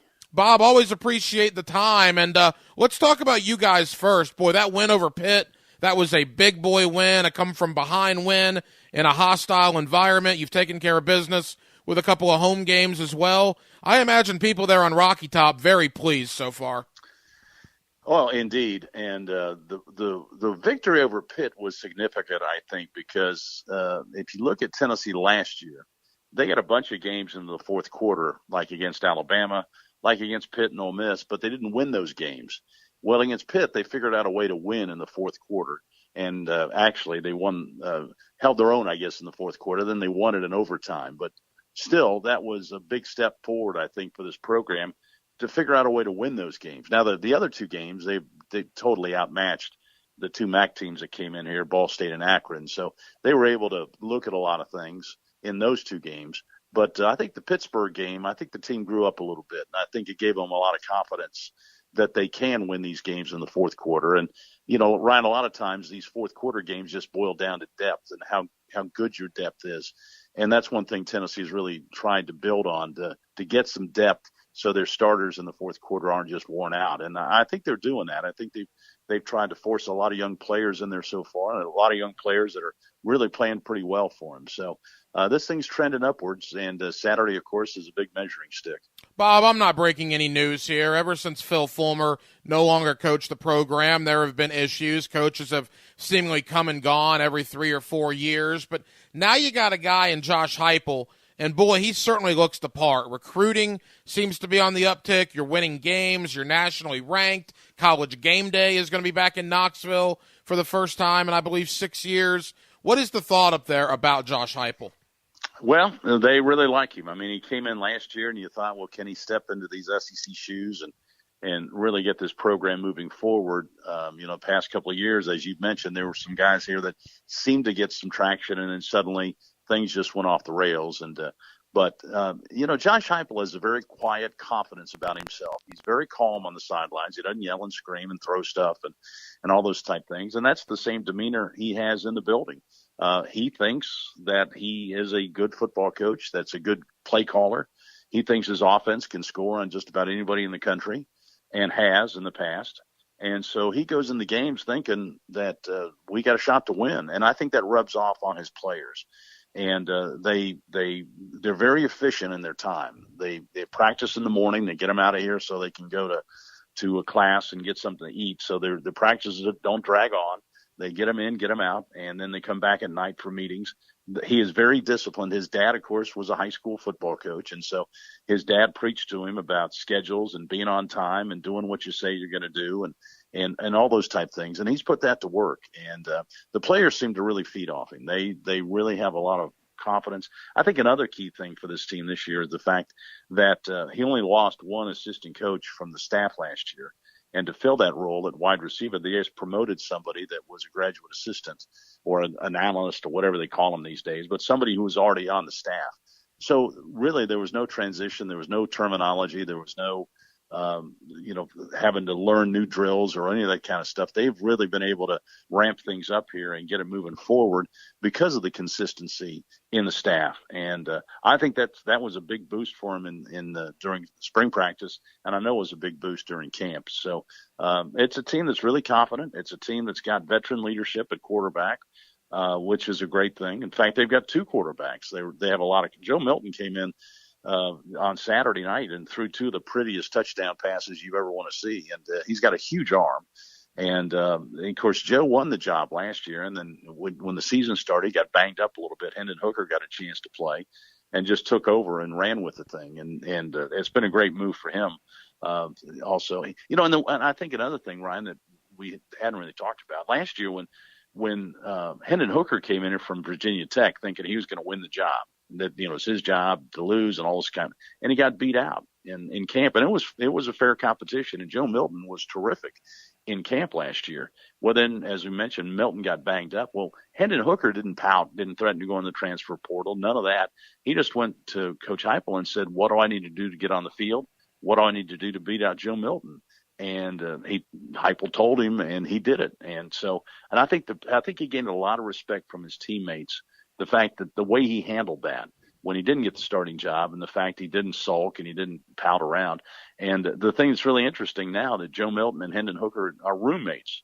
So they compete on the field, but they're also best friends off the field, which I think is a really healthy situation for this football team. And both of those quarterbacks are playing well.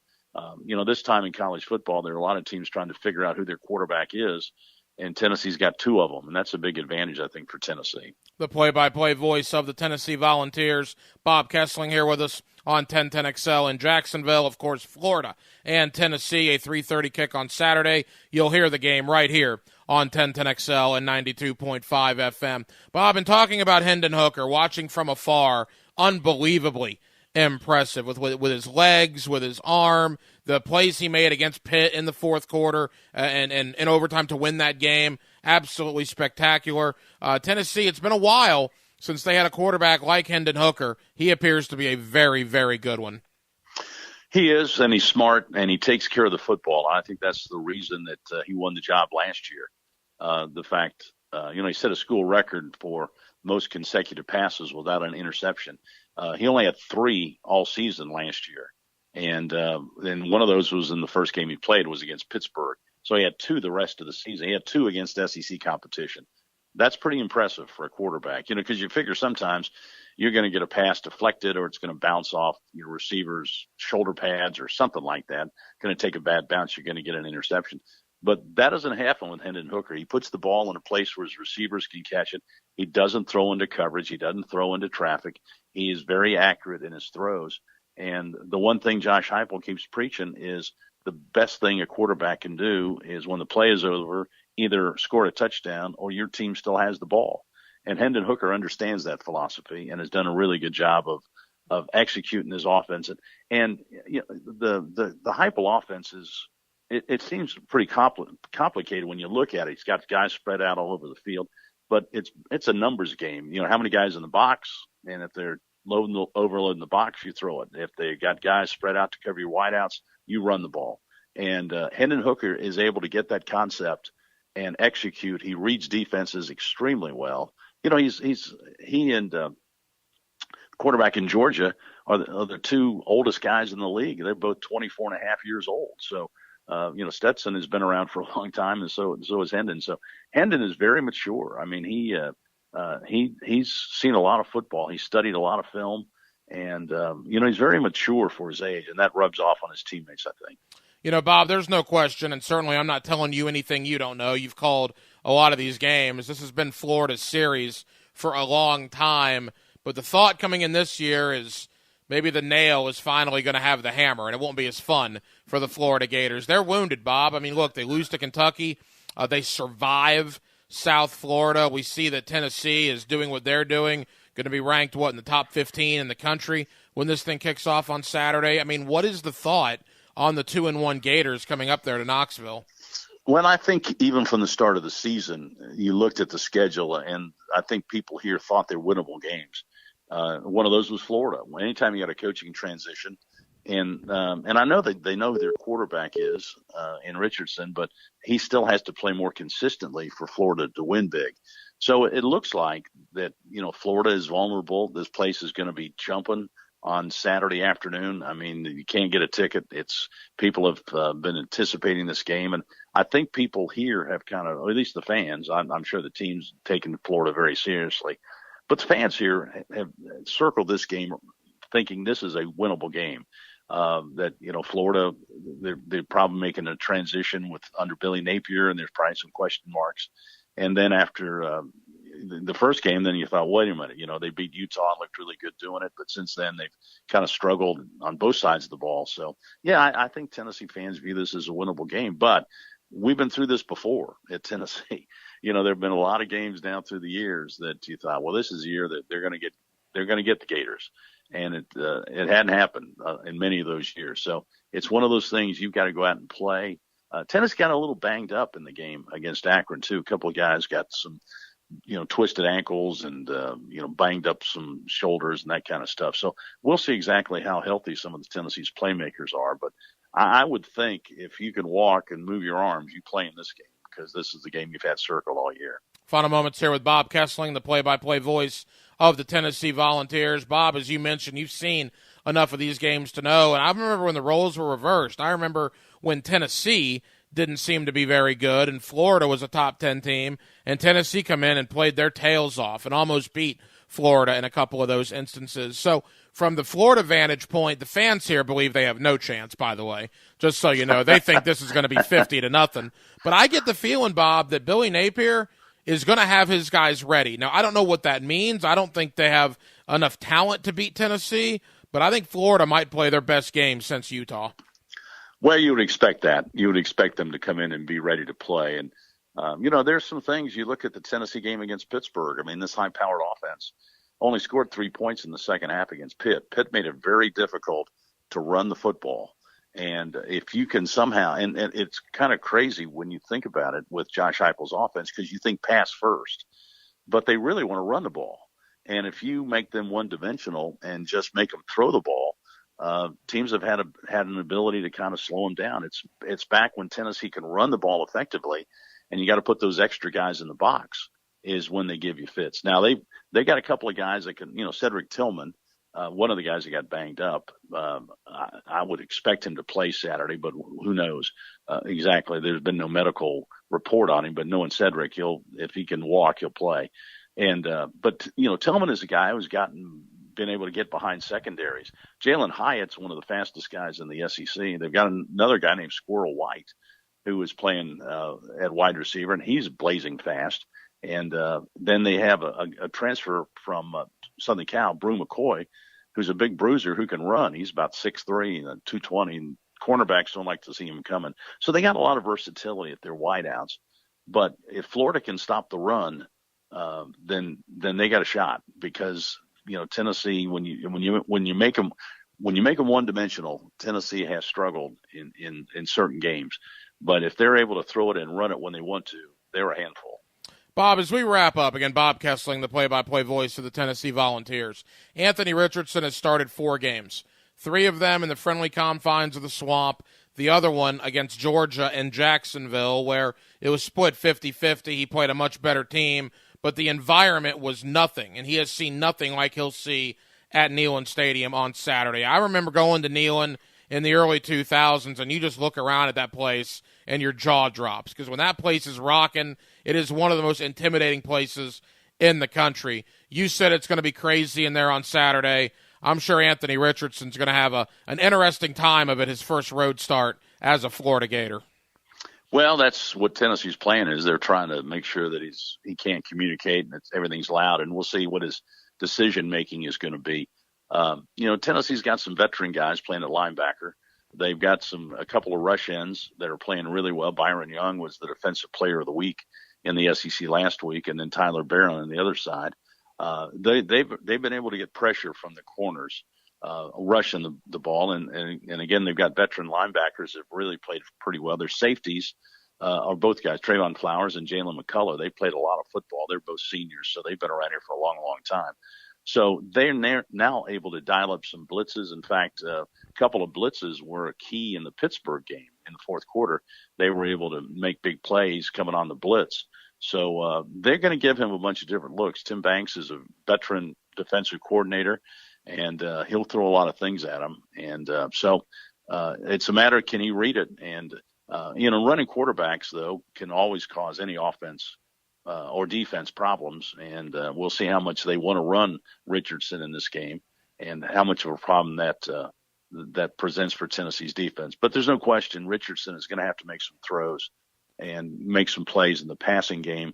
And that's the question. Can he do that against Tennessee when he can't hear and it's hard to communicate with your wideouts? Because it will be loud, as you said, Ryan. It will be very, very loud. It'll be the loudest environment he's ever played in, that's for sure. Bob, we got 60 seconds left. Final thought. I just love the fact that Florida-Tennessee sort of means something again this year. There was a time where this was one of the biggest games in the SEC every year, and that time has come and gone, but it doesn't mean it can't come back. And you got two top 20 teams, college game days there, 3:30, CBS. It's a big deal this year, and I think both the Volunteer fans and the Gator fans sort of appreciate that.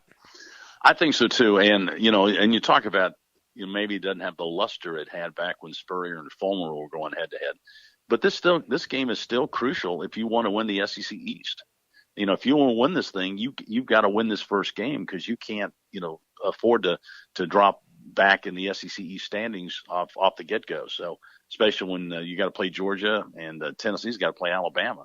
So this is a must-win for Tennessee if they want any chance of winning the SEC East. And I think everybody around here knows that. And that's the way it used to be. That Tennessee-Florida game, the first game of the SEC schedule, if you lose that game, you pretty much eliminate yourself in the SEC championship game. So, and I think this game has a lot of bearing on that as well. You really can't afford to lose this first game if you have any kind of championship hopes at all. So I think it's a big game. I think I know the Tennessee fans are going to be revved up for it. It'll be really a lot of fun inside Neyland Stadium Saturday afternoon. Bob Kessling, the play-by-play voice of the Tennessee Volunteers. Bob, know you're busy this week, man. Thank you for taking time out. Have a great call on Saturday. We'll talk again soon. Okay, Ryan. Thanks a lot. Good to talk to you again. Back in the glory days, he wore number 56. Hindsight's always 20/20. Check the tape Tuesday with Jeff Lageman. Tuesdays during football season on Jaguars Today. Brought to you by Famous Automotive Tire and Quick Lube. Treating every customer like they're famous. Hey there, all you fun-loving sports maniacs, a.k.a. taco lovers. Don here from Taco Lou. I'm quite proud to say that we have the best staff in all of Duval. Don't you mean Louval? Say hello to Lizzie. Hello, Jacksonville. I suppose I do mean Louval. Say, Liz, what's your favorite cocktail to make? The Double Barrel Margarita. It's Herradura, Tequila Reposado, Orange Liqueur, Orange Juice, and our homemade sour mix. We call it Lou Brew. Give it a good shake and serve. Well, thanks, Lizzie. Come in and hang with me at the bar. Taco Lou in Jacksonville Beach. Are you getting hit hard with higher costs and higher interest rates? Is your credit card rate going up every month? Hey, it's Prosser here. How'd you like to wipe out those credit cards before the holidays? It's time to call Loan Pronto, because your home equity can rescue you right now. Your home value is still way up, and there's a ton of cash that you can get now. Loan Pronto specializes in zero-cost cash-out home refis. You can get tens of thousands in as little as 2 weeks. Pay off all those credit cards, consolidate everything into one super low payment. People who do this usually cut around $800 from their monthly budget. And even if your home mortgage rate goes up a little, it's offset by your current credit card rate going to zero. And when rates come back down, Loan Pronto will refinance you again for free. So don't wait. Call Loan Pronto. Do it now, and you can even skip your next 2 house payments altogether. Call 904-999-1508. Call Loan Pronto at 999-1508. That's 999-1508. Equal housing lender, MLS 1661781, subject to lender approval. Googans, do you suffer with neck or back pain? My friend Dr. Alan Nathans at Disc Centers of America on Bay Meadows Road helps people diagnosed with bulging, herniated, and degenerated discs, sciatica, or stenosis. Dr. Nathans uses that DRX 9000 non-surgical spinal decompression table to gently unbulge and unherniate discs that are causing sciatica. Don't do another cortisone injection. Stay active and healthy as you get older. Dancing at 50, golf at 60, the river run at 70. Yes, yes, and yes. DrNathans.com. Attention sports fans, your favorite sportsbook, BetUS.com, is back for our 28th year of NFL action with the industry's biggest sign-up bonus of up to 200%. BetUS offers members the chance to cash in on all your favorite leagues, including the NFL, NBA, MLB, and more. Hundreds of new casino games for you as well, including the coolest European slots and live dealers waiting for you at the table. Sign up at BetUS.com. BetUS.com. Use the promo code 1010XL. BetUS, where the game begins. Hey everybody, Mike Dempsey here for Pella Windows and Doors. These intense summer storms are a good reminder to visit the Pella showroom on Phillips Highway. Check out Pella's new Hurricane Shield and Defender series. These amazing windows exceed all coastal requirements for storm protection. Seriously, they can withstand the impact of a 2x4 shot out of a cannon at 50 feet per second. You want quality, style, and protection? Visit PellaJacks.com and the showroom on Phillips Highway right next to Tesla. That's Pella Windows and Doors. Prosser here. You've been thinking about selling your house, but you think you missed the boat on selling for the maximum price. I'm here to tell you that with Chad and Sandy, you can still reach those goals. Chad and Sandy guarantee multiple offers on your home in 3 days or it's sold free. Get maximum convenience and maximum sales price. No required costly repairs. Pick your move date. You can actually stay in your home after the sale while you close your dream home. No long-term contracts you can cancel at any time. Mr. Grogan over there in Callahan said, I'm a local builder. I had a realtor already, but I wasn't sure my guy could get the best price. I heard Chad and Sandy on the radio. I met with Chad and hired them. My neighbors thought I was crazy for asking $100,000 over average neighborhood price, but guess what? Chad got the full asking price in 3 days. Those are the results Chad and Sandy are getting. Call the agents I trust. Get multiple offers in 3 days or sold free. That number, 904-414-6200. Or go to ChadandSandy.com. That's Chad, ANDSANDY.com. Call me, Mark Anajar, at the law offices of Anajar & Levine at 904-600-4000. That's 904-600-4000 for a free consultation and take back control of your life. Office in Jacksonville. Tom Casey here with Griffin Service. As I look around Jacksonville, I see plumbing that could be held together better by duct tape, electrical work that can double as a shock collar, and AC work I know costs an arm and a leg on your utility bill. Save $1 today, but it costs you $10 down the road. At Griffin, we don't think you want, or maybe even know, you're hiring El Cheapo and cut rate work. So, if you need plumbing, AC, or electrical help, and you want it done right, call GriffinService.com. And know you're getting the best. Beaches Jewelry and Pawn in Jax Beach. If you're looking to sell jewelry, guns, gold, or flatware, Chuck at Beaches Jewelry and Pawn will be happy to make you an offer. He's been around the block once or twice and knows the biz inside and out. Beaches Jewelry and Pawn in Jax Beach. Sometimes it's hard to control the passion when it comes to watching the Gators. Oh yeah, I've got opinions. I'm Hayes Carline, and I'll give you my instant reaction after the Gators game.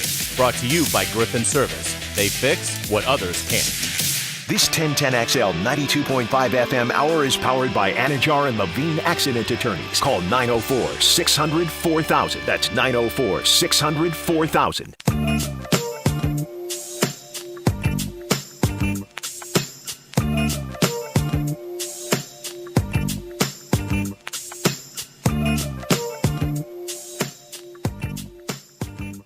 It's Hacker After Dark on 1010XL. Now, hello. Another great guest on the Farah and Farah phone line. Brought to you by the accident attorneys at Farah and Farah. Back here on 1010XL and 92.5 FM in the city of Jacksonville. We are glad you are with us 2 weeks in to the NFL regular season, and the Jacksonville Jaguars are in first place. That is unbelievable. And yes, we are saying that here in Jacksonville because it's been a long time since we could make that claim. After the win over Indianapolis, the Jaguars still the only team in the AFC South that have posted a W in the win column. Ben Lindsey, Pro Football Focus, always kind enough to join us here on 1010XL in Jacksonville. Ben, how we doing? Doing well. Just looking forward to getting into week 3 and happy that we've got some games to talk about finally. Ben, when you talk about the Jaguars, man, in the first 2 games, a lead in Washington in the fourth quarter. They had some secondary breakdowns, cost them the game, probably let one get away there.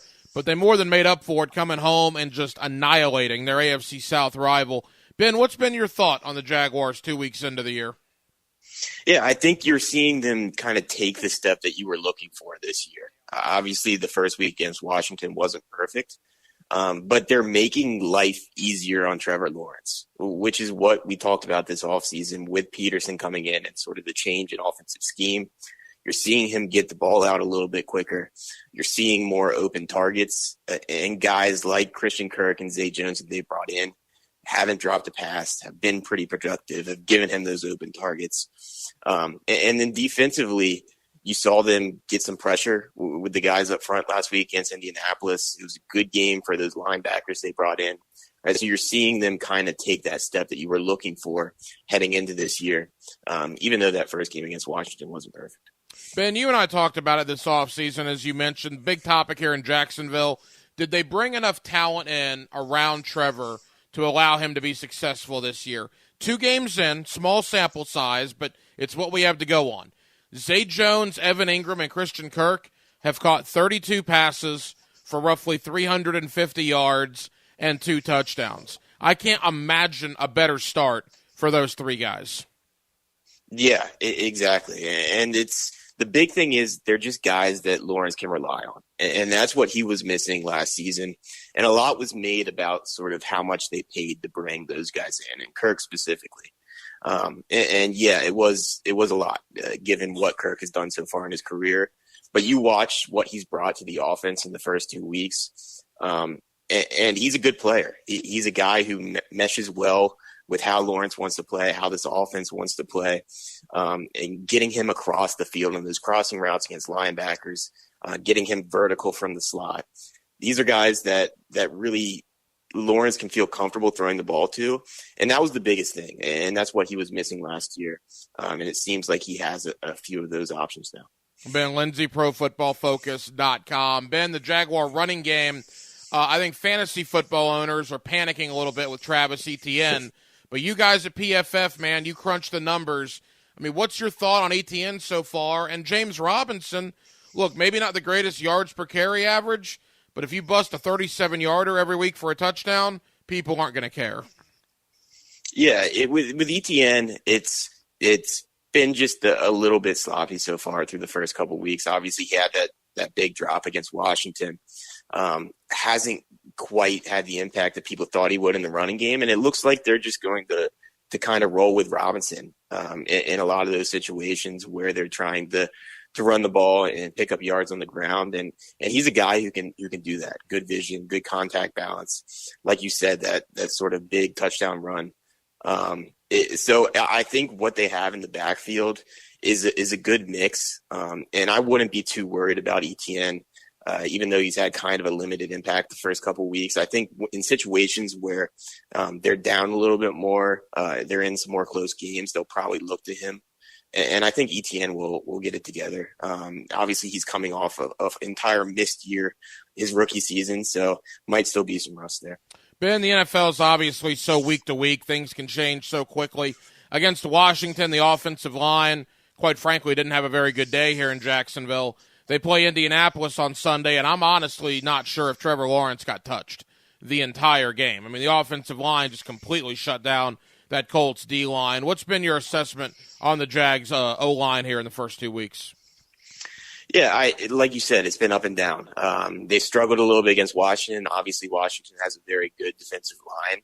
The Colts are a team that doesn't blitz a ton and don't quite have the talent that Washington does. And like you said, Lawrence, we only had him with 3 pressures in that entire game. So it was a real nice bounce back game for that group up front. I think the area that you're kind of worried is Fortner hasn't looked great through the first 2 weeks, and he was coming off a good camp, good preseason. He's a rookie. A lot of times it takes guys up front some time to sort of get their feet under them. So wouldn't be too worried there. But this game against the Chargers is going to be another big test with Bosa, with Mack. That's probably the best edge duo in the league, especially with both of those guys looking healthy right now. So that's going to be a big test for Cam Robinson, for Jawan Taylor, and just that offensive line in general. Ben, I'm curious if you guys have graded out, individual players, and forgive me if you haven't, but a guy like Brandon Scherf, right, who the Jaguars brought in from Washington. My philosophy on O-line is this. If I don't notice you, it means you're probably doing your job. You're not committing penalties. You're not getting beat for sacks. And I really haven't noticed Scherf the first 2 weeks. So to me, that means he's doing his job, and that also was money well spent. What's your thought on him? It's not a bad philosophy on the offensive line. You're really just looking for guys who aren't clear weak points, and having that and just having solid across the board is better than having one or two really dominant players. And I don't think Scherf has been necessarily as dominant in the run game as they probably would have liked through the first 2 weeks. Still a small sample, but he hasn't made a ton of mistakes either. He's been consistent. Like you said, he hasn't had his name called out a ton. And when you're an offensive lineman, that's always a good thing. Ben Lindsey, ProFootballFocus.com, here with us on 1010XL in Jacksonville. Ben, defensively, let's talk about the young guys first. Trayvon Walker. See, here's my thing, all right? And maybe I'm defending Jacksonville here. Walker had a very good first week, obviously the pick and the sack. The stat line doesn't look great for Walker against the Colts, but Rayshon Jenkins gets that interception because of Trayvon Walker. Trayvon Walker a couple of times forced Jonathan Taylor back inside where the big uglies were waiting for him. Walker was disruptive, and you combine him with Devin Lloyd, who I thought had another really good game. I mean, Ben, what is your thought on the two Jaguar first-rounders so far? Yeah, starting with Walker, I think the thing you're seeing already is that he's just already a solid starter. If you're going to try to block him with a tight end in the run game, it's not going to work. We saw that a couple times in the Colts game. And he actually had some nice pass rusher reps. He got around left tackle. So I think it's been a promising start for him. He still isn't a consistent force as a pass rusher. And I think that's still going to take a little bit of time, and that's still going to come. But he's just a solid all-around starter. And like you said, there's those plays where with his size, with his athleticism, he's just going to disrupt and destroy plays, and that's valuable to a defense.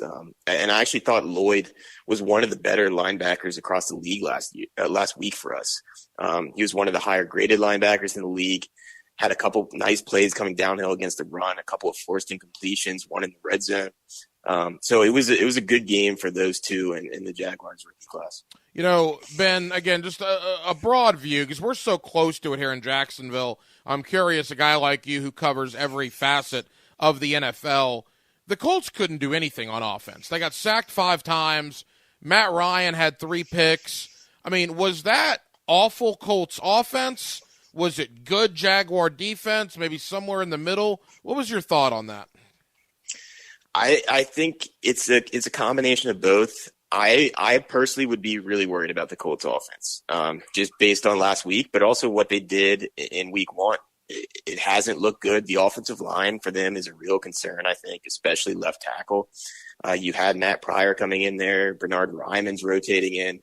And Matt Ryan has not – he's looked like an old quarterback through the first couple of weeks of the season, a guy who's not going to be able to escape the pocket, a guy whose arm isn't quite as strong as it used to be. So I think I would be worried about the Colts, but the Jaguars were still able to capitalize.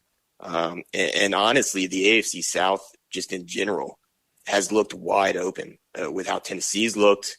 Obviously, with Houston still not having a ton of talent on that roster, it's definitely open for Jacksonville. Final moments here with Ben Lindsey, ProFootballFocus.com. Ben, before we get to the Jaguars and the Chargers, you mentioned the AFC South. I mean, quite frankly, it looks bad. The Titans did not look like they belonged on the field against Buffalo, Indianapolis, the same thing here in Jacksonville. To Houston's credit, I mean, they get up early on Indy, but they blow it, and then they play Denver very tough, only to lose in the fourth quarter. Amazingly enough, just as everybody predicted in the offseason, Jacksonville and Houston have looked like the 2 best teams in the division 2 weeks in.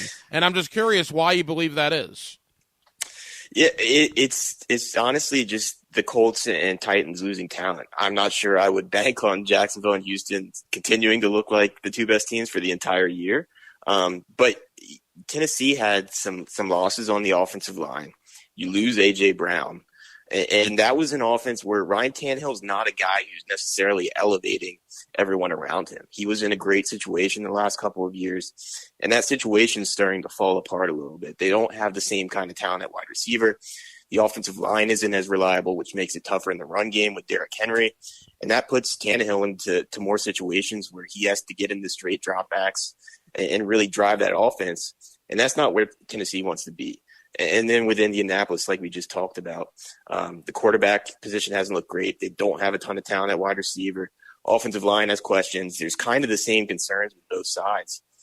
And to Jacksonville and Houston's credit, they've added talent this offseason, and they've taken kind of steps forward to where they can be competitive with the Colts and Titans, which not a ton of people were giving them the chance for heading into the year.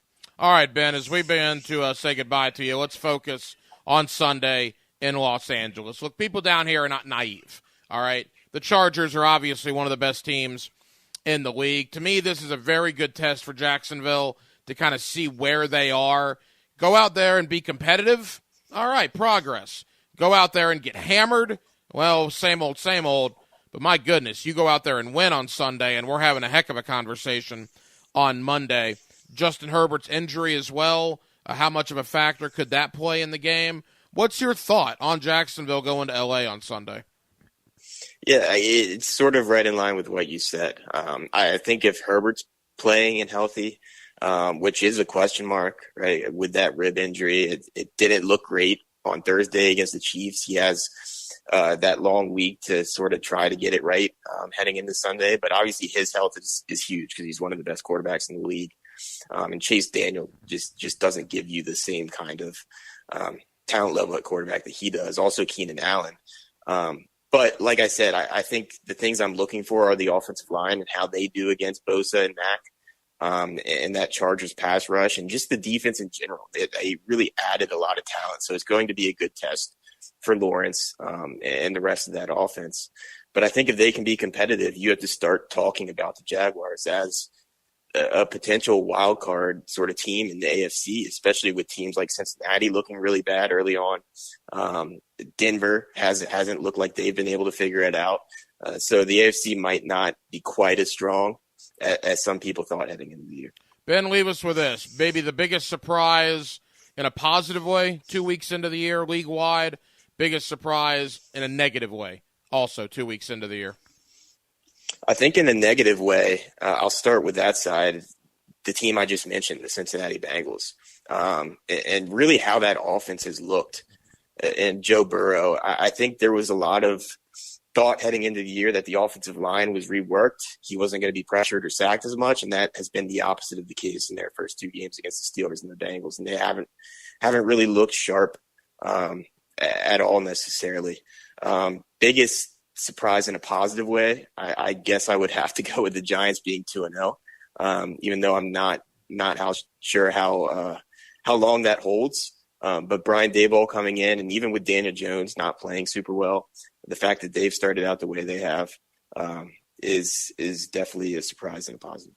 I'll give Daboll some credit, man. That guy had some stones week one, going for 2 in Tennessee with under 90 seconds to go, and he got it, and the Giants are 2-0, and I agree. They're clearly one of the more positive surprises early on in the year. Ben Lindsey, ProFootballFocus.com. You guys know I love PFF. I think they do a terrific job, and Ben is certainly a part of that. Ben, always thank you for the time, brother. Know you're busy. We'll talk again soon. Anytime. Appreciate it, man. 1010XL brings the swamp to the first coast. Guns hit for the end zone. Intercepted! The Gators take a trip to Tennessee. Kickoff at 3:30. Pregame coverage starts at 12:30. Touchdown Gators! On Jacksonville's home of Florida Gators football. 1010XL. Here's Linda Beaver. School's in session, and here's today's lesson. Buy any new vehicle from the comfort of your couch with virtual test drives, payment calculators, and home deliveries. Plus, every new car comes with a 20-year, 200,000-mile peace of mind warranty. That means it'll still be under warranty when you can drive. Plus, every purchase allows us to fund teachers' projects the entire school year. Your next assignment, get to Beaver Toyota in St. Augustine or Beaver Chevrolet in Jacksonville. Your deadline is September 30th. We're here to wow you and our teachers. What if we told you that you could easily stay up to 20 degrees cooler in the summer? Because with Armor Guard Exteriors, you can. We offer retractable Sonesta awnings that lead the industry in terms of customization, durability, and more. From entertaining friends to finding time alone outside, a retractable Sonesta awning will keep you cool and comfortable. To learn more, call Armor Guard Exteriors today at 904-906-8669. Got chronic joint pain but want to avoid steroids and surgery? Take some advice from pro football legend Emmitt Smith. Call QC Kinetics. Let QC Kinetics help you improve your quality of life with biologic therapies that get your body to repair and restore damaged tissue. These exciting new regenerative treatments from local medical professionals can help your body heal itself with lasting pain relief. Trust me, you want to avoid surgery if you can. Check out these biologic treatments to see what your options are. QC Kinetics. Restorative